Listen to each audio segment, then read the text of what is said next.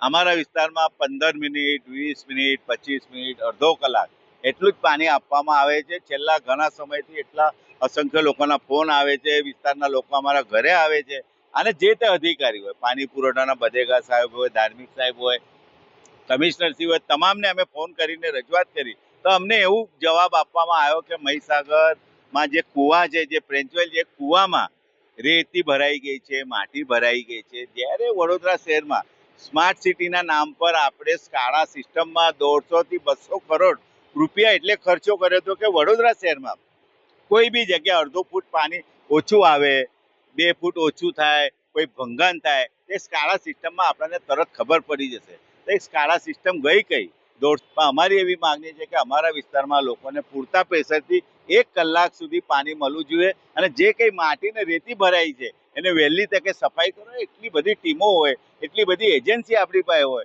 તો આપણે શું કરવા રાખી છે? ખાલી નામ પૂરતી રાખી છે. અમારી એવી માંગણી છે કે વહેલી તકે આ કામગીરી કરવી જોઈએ. 7-8 દિવસ સુધી કામગીરી અધૂરી બાકી છે, કામગીરી કરતા નથી, એટલે વહેલી તકે આ કામગીરી પૂર્ણ કરે અને તમામ લોકોને પાણી મળે એવી અમારી વિસ્તારના લોકોની માંગ.